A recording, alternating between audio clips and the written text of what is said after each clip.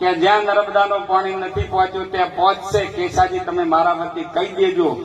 આ મોદી સાહેબ કહીને જા અને આ વિસ્તારની પ્રજાએ ભાજપ ઉપર વિશ્વાસ મૂકીને અહીંથી ભાજપને જીતાડ્યું. એટલે આ કામ લોકશાહીની અંદર પ્રજા કરે છે. તમારો એક વોટ જેની કોઈ કિંમત જ નથી, લોકશાહીની અમૂલ્ય છે.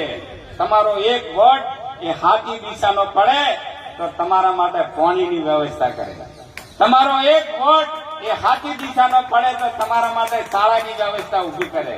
તમારો એક વોટ હાથી દિશાનો પડે તો તમારા માટે આરોગ્યની વ્યવસ્થા ઉભી કરે.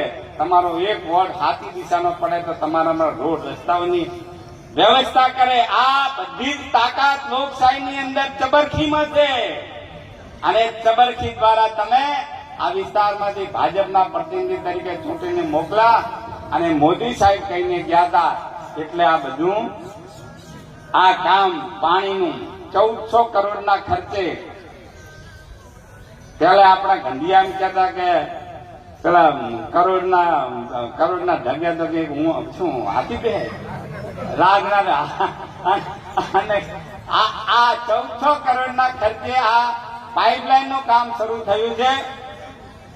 આપણા વિસ્તારમાં આપણે નવા વર્ષમાં મળ્યા છીએ, બા હિંગલાજના ચરણમાં છીએ. હિંગલાજ માતાએ આવીને જયારે આપણે પ્રાર્થના કરી છે, હિંગલાજે કદી આપણે નારાજ નથી કર્યા છે. ફરી આપણે પ્રાર્થના કરીએ.